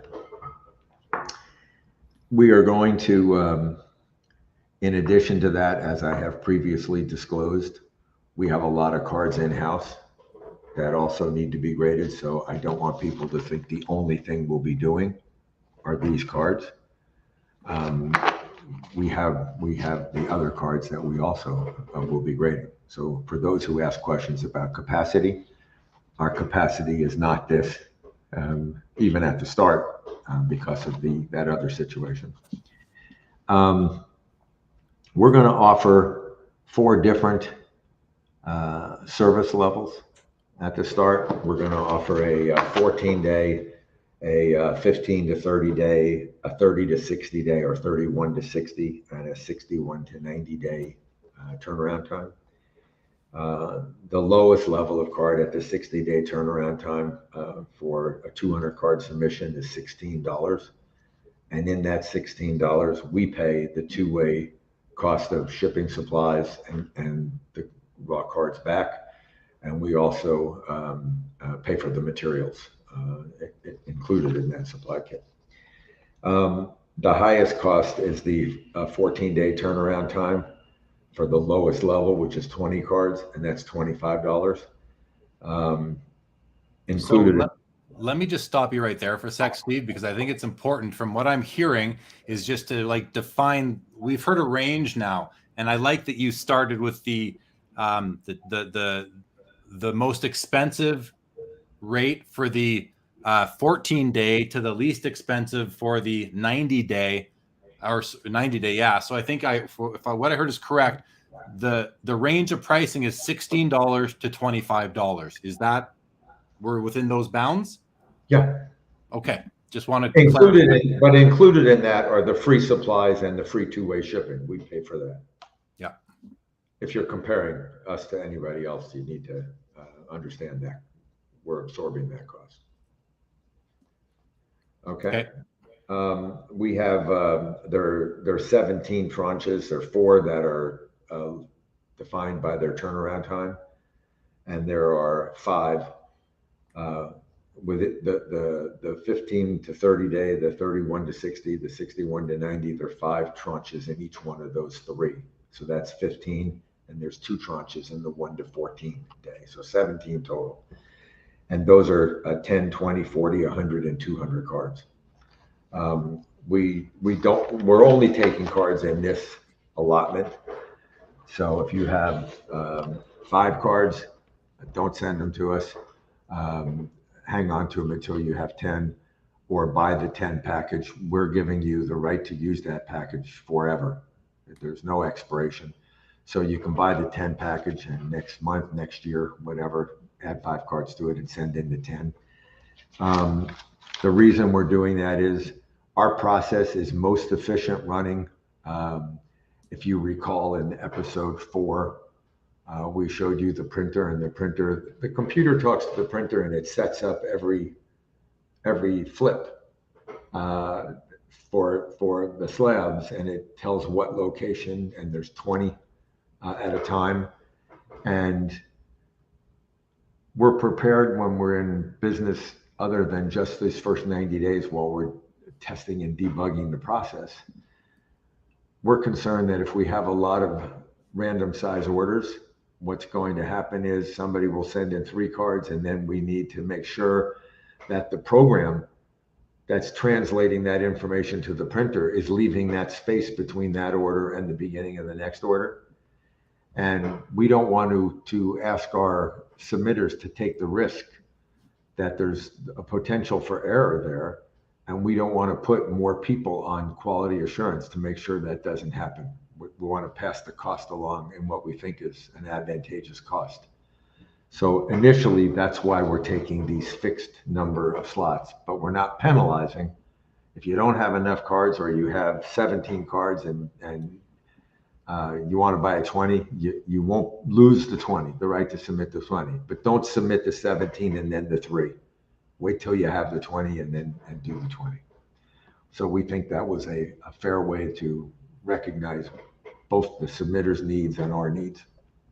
Yeah, I have a feeling that you're going to see customers that are just buying up multiple of these submission slots, if you will, because they're going to have several dozens, if not tens and hundreds, to submit. So I don't think that's going to be an issue. I think some people in the chat don't like, Jay Wilson says deal breaker until you get group submitters. Do you want to address that? Yeah, we're already talking to a number of group submitters, and they would be buying like 2,000 packages of 200 cards at $16. So group submitters thus far, the ones that we've talked to, they love this deal. Yeah, I'm surprised. Why does that person think group submitters wouldn't love this? Oh, no, they just said until you have groups. And I think they're just sort of thinking that, well, if I want to send in 6 cards, I really can't. So I would send them to a group submitter. But yeah, I'm, as you've told me, you're talking to group submitters. So I don't think it's going to be a problem for people to combine orders. And let's face it, early on, you're really limiting your intake in order to deliver on your turnaround times. And I think everybody respects that. So if that's going to disincentivize some people from sending in small orders at the beginning until there is a group submitter network set up, I think that's okay. I think that is what it is. Jay Wilson says limited funds for grading 1 to 5 at a time. That's fine, Jay Wilson. I think TAG will. I hope TAG will have an option for you to get those in through a group submitter sort of system. Yeah, we do. Jay Wilson can buy a 10-card package, and if he's doing 1 to 5 at a time, if he means 1 to 5 once a year, and that's what his time frame is, that's different. If he means 1 to 5 at a time and he does it every 2, 3, 4 months, 1 to 5 cards, he can buy a 10-card package. He can use it in 3 months and get that pricing. So that 10-card package for 90 days is $20 a card. Yeah. And as Lucky K has said a couple of times, get friends involved if you need help filling spots. And that's definitely an option out there as well. So and there was a comment here from Scott Noble says, bring on the Canadian submissions. I'll be waiting in line. I forgot to bring that up earlier. Can you speak to the plan for Canadian submissions upon launch? Yes. Well, first I want to say we respect the Canadian market. You better. With a lot of commitment. I'm glad. As a Canadian, I'm glad to hear that. We think that there's great opportunity there, and we also think it's an underserved market and one that may have been abused in certain ways. So we will be reaching out to that market. We will either be entering into relationships with Canadians that will be group submitters, or we will have our own location there where cards can be sent to, or we'll have a grading operation there. We will service the Canadian market. Cards that are being sent to the United States, it doesn't make sense for us or the submitter to submit one card or two cards or three cards. So our packages will remain the same. We will provide this service, but we're not paying for the slabbed cards being shipped back. I don't think anybody in the industry is doing that now. So they need to be aware that the cost of the cards, they probably already are aware of what the cost is. If they're grading anywhere, they're paying it. So we'll accept the submissions on these card levels, and we'll grade them, and happy to do the business there.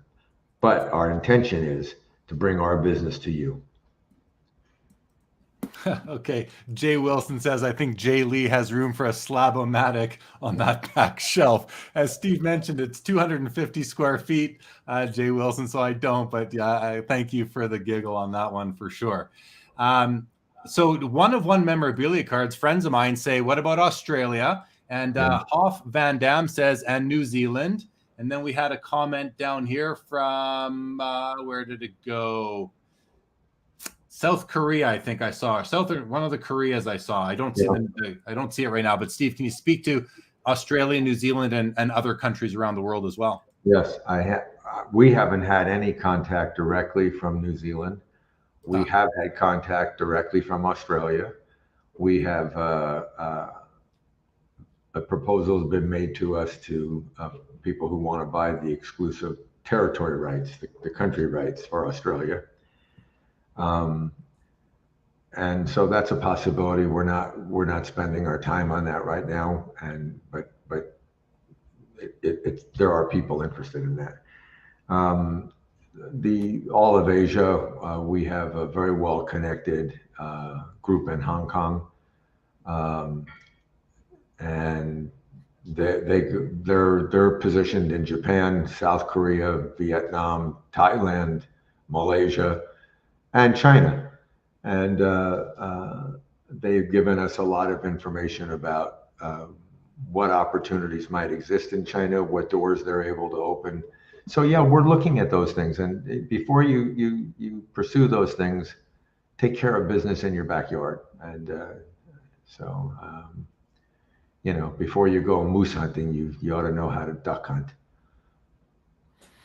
Yeah, slow and steady, I think, and eventually service everybody that wants the service. And I think from what I've heard, some of the expansion strategy through these, just the ability to have a remote pod, not have to send your cards always into the United States for grading, is something that I think really differentiates TAG from any of the manual grading companies, because there's no need for manual graders. It's done by the software. So that's that. Thomas Peterson says, how many grading locations are there initially, Steve? One. Yeah, this is it. We have identified the people, the location. As a matter of fact, in one instance, they've already taken more office space, hired more people. They are trying to position themselves to be a group submitter and to have their own remote grading pod.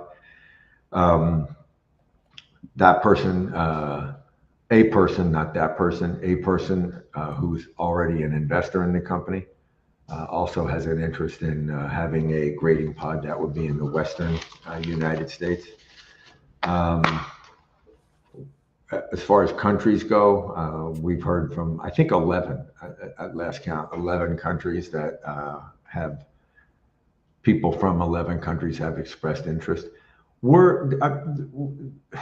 Look, in case anybody hasn't come to the conclusion, I'm going to make it really obvious. We're a startup company. We're small. We don't have any private equity funds in this deal. We have funded it for 10 years with family and friends. We own, the founders and co-founders own 80+% of the company. We've positioned ourselves, instead of selling equity when the company was worthless, we've positioned ourselves to sell equity at much higher values, much less dilution. We've incurred the pain of positioning ourselves to do that. We are looking for the right partner. Of all of the things that we talked about today about the future, the one that I think is the one I would like to see happen most is for us to affiliate with the right partner. No cash to us, but the missing piece for us is the right partner, people who have access, contacts, knowledge, credibility, capital. We'll get it all. We're going to get it the hard way, putting one foot in front of the other, and we'll do it. But if we were to partner up with the right people, we could expedite this process remarkably, impactfully, and that's in the best interest of everybody. Yeah. So, okay. Meantime, we'll go along 10,000, 20,000, 30,000. The equipment that we have here right now is capable of doing many more cards a month than those numbers. Yeah. Well, it comes back to the question here from Thomas about how many grading locations are there initially. Can you speak to, we talk about the grading pod, which is your system of receiving, image capture, printing the slab, and then welding the slab, and then shipping out. If I got that right, I think I got that right. How many of those pods do you have in the TAG facility in which you're sitting right now? Or if you're willing to share. Yes, we have the equipment. We have 10 image capture. We have 9 or 10 of the printers. We're pretty well matched up. We've got 4 welders. The welders work 5 times faster than anything else. So we've matched the capacity to have 10 grading processes. And we want to we're not using anywhere near that equipment. It's here. We paid for it, and it's sitting here. The reason that we're not trying to get to capacity too quickly is that I mentioned this in one of the earlier episodes. I think one of the most important things when you're in business is not to fall in love with your own story. And you tell it to yourself so many times, you lose sight of the fact that you're a startup company, and you start to think you're Apple, and you make decisions that are irrational after they fail, and you look back on them, you go, why did we do that then? And so I don't want to be in that position. I'm old enough to have the discipline to say there is no rush. I mean, we'll be cash flow positive, we'll be income positive, so we don't need to do more than this. And as we do more volume and more profit, I want to be able, hopefully, to reduce our fees and keep growing the industry by making it more accessible.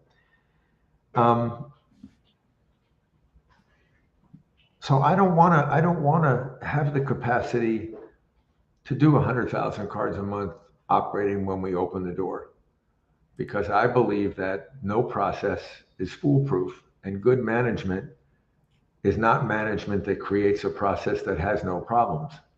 Good management is a management team that knows that there are problems, and the problems that are ultimately occur are able to be corrected without the public being aware they exist. You can't change your scoring system. You can't call the cards back. You can't put the wrong flip on the card. You can't send out cracked slabs. Those are the things that when you start open your door and you do 100,000 cards a month, those are the mistakes you're going to make. What for? To make more money? It's not the right way to do it, in my opinion. So 10,000 cards, it's a drop in the bucket. So we know we can manage that, and we're going to check every step of the way. Good. I mean, we could be mistaken for a manual company. We're going to have so much manual time in quality assurance. Okay. I want to, the next big question is, when will public submissions launch on the website? We're going to get back from national. The reason that we're not doing anything before national is we have a lot of people that have reached out to us for a meeting at national and want to talk to us about various things that they won't change what I said we're doing, but they may be incorporated in some way in what we're doing. So I want to hear and meet with those people, and that means the first week of August we'll publish this on our website, and the packages, you'll see what they are, and those packages will be available when we publish them. We'll tell everybody in advance on what day, on what time they'll be available, and we'll start grading those cards a couple weeks later. We'll give a couple weeks to sell this out. I don't know if it'll sell out in 3 hours, 1 day, a week. I don't know. Although we're getting very positive feedback. I think it's going to happen pretty quickly, but we're anticipating we'll start grading the cards September 1st. So is September 1st the date that I can go onto the website and fill out an order submission and No, it'll probably be the first week in August, second week in August. I want to allow a couple of weeks there because I don't know how much time it would take to sell this out. So for example, if nobody wanted 14-day turnaround time and we listed this and nobody took the 14-day turnaround time, what am I going to do? Just sit and wait? So I need to see the response, but I know that we will start no later than September 1st. I don't know if that's a holiday. I don't think so. But September 1st. It might be a Sunday. So just to clarify, because you're not going to know whether or not these packages sell out until the website, the order management system component module of the website actually opens up. So what I'm asking is, when does that OMS open up? I said around the first week in August. Okay. And then I want to allow a couple of weeks after it opens up before we commit to starting to grade the cards. You don't have to send the cards in. It's up to you. But we want to make every stage of this very orderly for us. It's to our advantage. We want to know exactly how many cards we're going to be grading in which time periods. We're going to limit it to that. We're going to make sure that we are properly positioned to do it. I don't want to go into the details too much, but we are putting so much quality assurance in this, and I need to know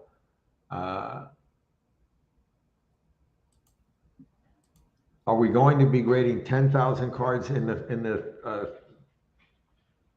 31 to 60 day period, or 20? Because if that's the case, I could take more cards in the 30-day slot because I'm going to have that quality assurance in place for the 60-day slot. So that's why I'm saying I want to see what packages come in, and I want to have a couple of weeks to make sure that we deal with what the people want and do it in a way that's efficient for us, to not force us to put an enormous amount of quality assurance in for the first 30 days and not need it for the second and third 30-day periods. Let me ask this about turnaround times. Are the turnaround times guaranteed? Yes. Okay, good to know. Good to know. I think that's something that for a long time in the industry, you'd see turnaround times, but they weren't honored, and the hobby just came to accept that. So if you guys are committing to that, that's a nice differentiator as well. Yeah, we are finalizing the terms and conditions. Our attorneys are Latham and Watkins, and they're very, very capable firm. And we're finalizing the terms and conditions and warranties, and that particular question that you just asked, we're currently working on that language, and it's not going to be exactly you make it by X day. There will be some little leeway. It has to allow for holidays. It has to allow for, so it will say, it will be clearly defined what day you can expect your cards, and that will be guaranteed. Okay, good. I want 3 comments that I want to address that have come in the chat. So let's do this one here from Jay Wilson. Have you considered selling the technology to other industries or collectible areas like coins, stamps, etc.? No, good question, Jay Wilson. First, let me say that I mentioned previously, we have, beginning in 2015, our first patent filed. We had 4 patents that are approved, 134 patent claims that are approved. In June, we filed another patent with 75 claims. In July, we saw 40 more claims. And so what is that? 115, 134, 250 blank claims or something. They're not all approved. We're waiting for the June, July filings. But our patents that we have, the existing patents, are applicable to cards, coins, stamps, photos, brochures, programs, tickets, all collectibles. So we have been contacted by a company that is a clothing article grader. And they have inquired as to whether or not they could buy our technology for that single, or license it for that single purpose. And it's not ready to be used for those things. In some instances, it could be used. But again, I want to just be a card grader right now, but our patents do cover all of these areas. Great. So I suspect somebody will want to talk to us about our technology in other areas. Okay, let's go on to the next one. Eddie from Investacard says, what will you do as a company to help increase the market or resale value of the TAG slabs? Because at the end of the day, it's all about the resale value when it's time to sell or trade. Yeah, I agree. I think that's at the end of the day, I don't care how nice it looks, how accurate, consistent, reproducible the grading is. I don't care what your turnaround time is. If the market rejects your card, people are not going to want to buy it for all the positives so that they can lose money. So I agree. We've got young people in here that are equity holders, co-founders that are well versed in marketing, social media, that aspect. We have a reach that now touches a lot of people that are ready, willing, and able to support what we're doing. We are going to take it step by step and do it with such care. One of the ways to damage your brand and resell value in the market is to put a product out there that is not what it purports to be, to provide a service that is less than what the market bargain for or expects, to put a grade on a card that is not within the industry expectations. So you have to start with doing things the right way, and then the market will appreciate that. I mean, just the slabs. I think I told you that, you know, we spent twice as much on a slab as it cost the other industry people. Back up, they're telling me. So these are the things that we think are necessary, not on day one. These are the things that are necessary to show people that we're here to stay, we're committed to the industry, we're committed to building the proper brand. I mean, there's a reason why when you buy an Apple product, it comes in the box that it comes in, and it's marketed the way that it is, and the logo is the way that it is. It's very carefully thought out, and it's part of that value of the product. So we want to emulate companies that do it what we think is the right way. Good question, and all I can give you at this point is not the specific plans because we work on them. We're working on them, but my assurance that this is something we are really paying attention to. I want to be the highest valued slab in the industry. There's no reason that I'm aware of that we won't be that, but it's not going to happen on day one. Although it might. Okay. The last question that I had was InvestaCard. Because you asked that question, I'm wondering if that might be something in your background. If it is, then you have ideas. If anybody out there has ideas and suggestions and things they'd like to see that they think support the secondary market, please get in touch. I welcome it. The best way to learn is to talk to the people that have the information. Okay. Are you good? Yes. Okay. Inglorious says, will you show off your technology? We did that in episode 4, Inglorious. Just go back and watch that episode and you will definitely see that there. Sancho asked this question: would you ever sell your company to PSA or anyone else, I guess, if they offered you a lot of money? What's a lot of money? Are you asking me for a definition of what a lot of money is, or if I have any angst against PSA? I don't understand the question. You don't. That's fine. You don't need to answer it. I think the question. The question might just be: is the company for sale? Maybe that's the question. No, we do not. I just came in here tonight for the show, and I did notice that there was no for sale sign outside on the door. So we're not, quote, for sale, and I don't have any expectations to sell the company. However, if I believed that this company in the hands of other people would provide a higher level of service and a broader market reach, in other words, they would do more good for the industry, I would entertain that discussion. I don't know that that exists right now.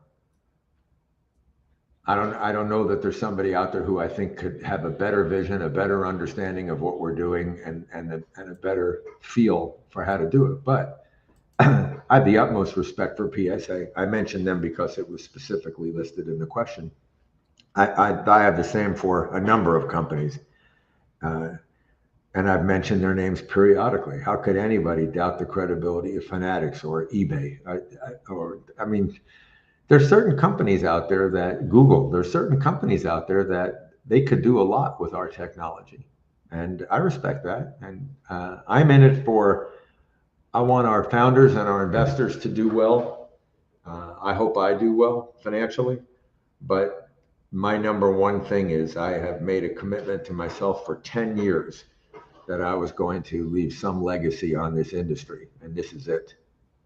So I'm not wavering in that. Okay, good. Okay, well, from my perspective, Steve, I'm at the end of my agenda notes.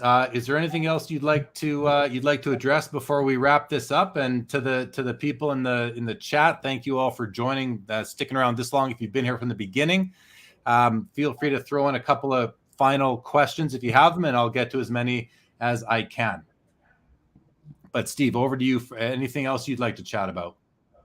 This 5-episode reveal has been one of, if not the best experience I've had these 10 years with TAG.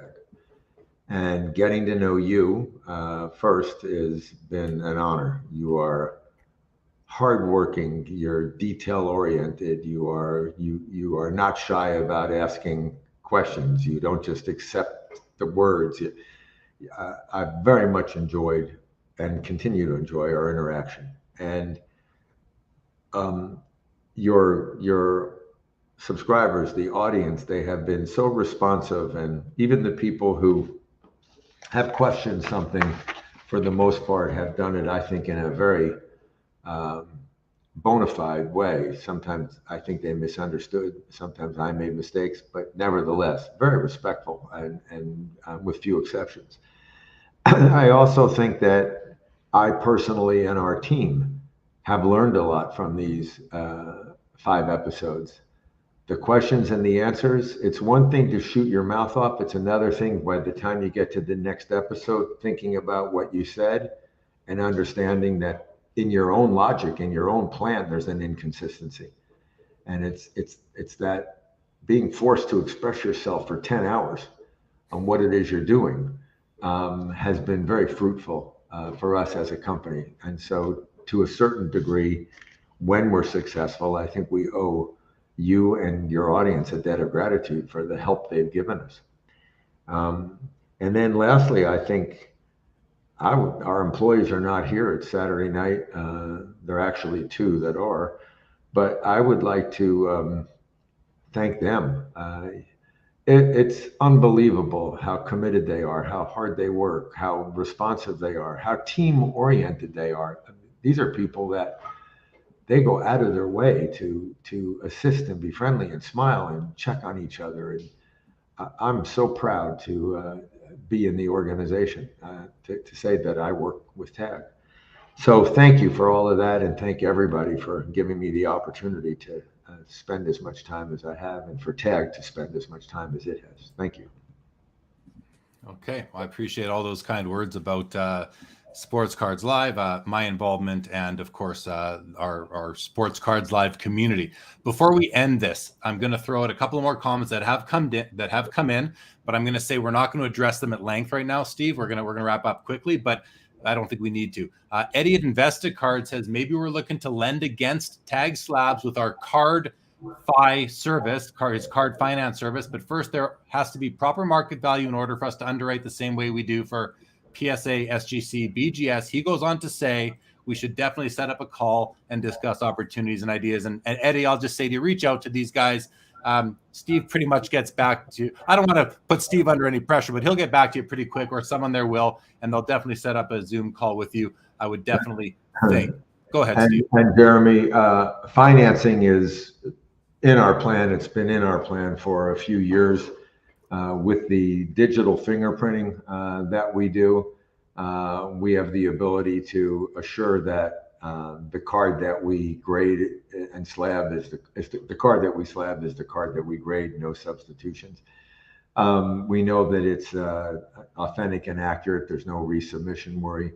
But the beauty of the financing, and we're definitely going into the financing business, by the way. So Eddie, call me, because I'd be happy to talk to you. I've done this before. This is probably the only part in this business I've previously done.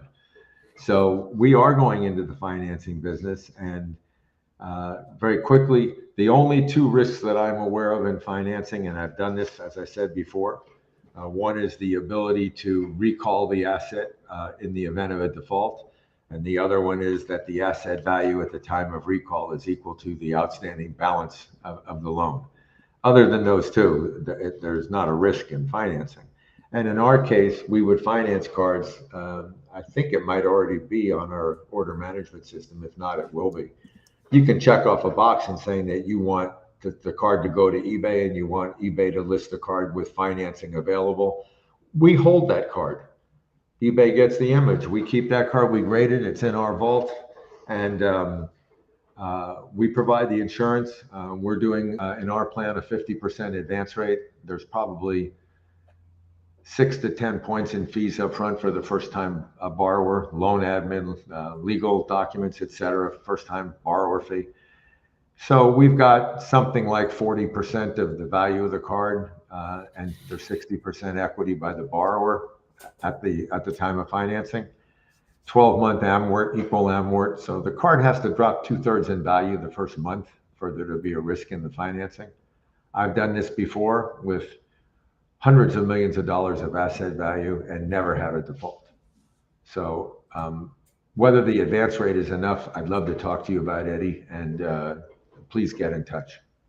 Okay, and he did ask me to get you his contact, steve@taggrading.com. Is that what it is? There you go, Eddie. Steve@taggrading.com. Okay, I'm going to move on right now. Lucky K says, I've watched every episode, excited about real AI in the industry, although I don't know that it's considered real AI, but that's a topic for a prior episode. Also appreciate all the transparency. Great job, Tom. Thank you, Lucky K, for being here throughout. Jay Wilson says, I hear discount code for Sports Cars Live subscribers, and I saw TAG gave the eyeballs on that one right there. Andrew Marks, if you provide ways for collectors overseas to drop off raw cards for submission in the overseas country instead of mailing it into the US, this would be another friction point resolved. And Andrew Marks, they're definitely, that's what the remote pod is all about. That's it. That's it. Okay. That's about it for now. Yeah, that's it, guys. We're going to wrap up. This has been, go ahead, Steve. Go ahead. One thing, I have to comment on AI. AI it's a misnomer. And I mean, we've spent 10 years at this. Steve, I'm going to put you on the screen alone. I have to go to the bathroom quick. I'll be right back. I'm sorry, but I'm going to you'll be on alone now. Okay. I'll be right back. Right. When you have a lot of data and you use AI is capable of deciphering that data and arriving at a formulaic resolve of what you're trying to do. The problem is that in grading, there is no quote accurate grade. All the definition of an accurate grade is a verbal grade that grading companies put out. Each one uses a definition that's fairly similar. They talk about the type, whether it's a major, minor defect, 1 corner, 4 corners, whatever. But the only way that you could translate that quantitatively is to go through a lot of cards that already have been graded by manual grading companies and find an AI solution given all of the attributes and all of the defects that fits the grades that exist. If you assume those grades are the grades for the industry, that's not really the full utilization of AI. There's a lot of machine learning in what you just described, but that's what we do. That's what we did. And we're not trying to find an accurate grade. We're attempting to assume an accurate grade is the grade that the industry expects after 30 years of grading companies telling them, this is the definition of a 10, this is the definition of a 9, an 9.5, and then giving them grades associated with certain defects. We are not changing the industry standard. So it's not what I would call a true AI resolve. A lot of machine learning in there, and I don't want to represent that TAG is quote an AI system. As a matter of fact, every company that's out there that says they're an AI system, my answer is just show it to me. Just show me it. I don't believe it can't be done. Okay. I'm going to read some final comments. Before I do that, everybody, you can see on the ticker right now, there's their website, there's their Instagram and Twitter. If you're not following them yet, I suggest you go ahead and do so. And before I go through final comments, I just want to thank everybody, myself, for getting through these 5 episodes. And it was nice to take a little break over the last couple of weeks and have some nice collector-centric episodes here on the channel. I plan to get back to many more of those. They are among my favorites, but this has certainly been a great experience for me to be able to do this with Steven and his team. Great group of people over there at TAG, and I'm just I've been really, it's been like a privilege. I felt a privilege and an honor to be a part of this. I do think that this is a bit of a turning point in the history of the hobby that we're going to look back upon in 20, 30 years. With that, Mark Santucci wants to know if there's a late show. Mark, no late show tonight. I'm sorry. Egyptian, Hebrew, Hindu, Anglo says, very interesting to see the impact TAG will have on other grading companies. Sancho says TAG will be the best company. Thomas Peterson says, great session and good luck. Eddie, great info. Thank you, Eddie, for joining. Egyptian says, new grading companies see the opportunity to give the hobby a better product than the dinosaurs have. Okay. And what else we have coming in right now? Rick Bowman, Jeremy and Steve, thank you. I've watched all these episodes and can't wait to send in a 10-card submission.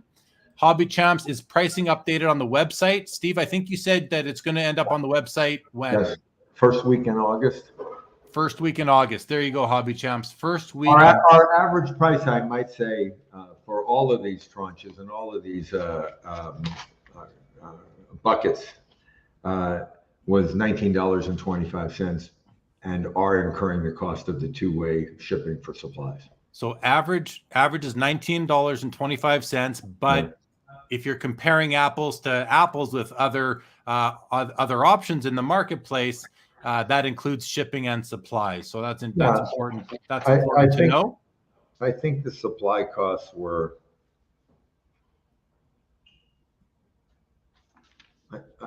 It's okay. I think they were $1.60 or just for the per card. Okay.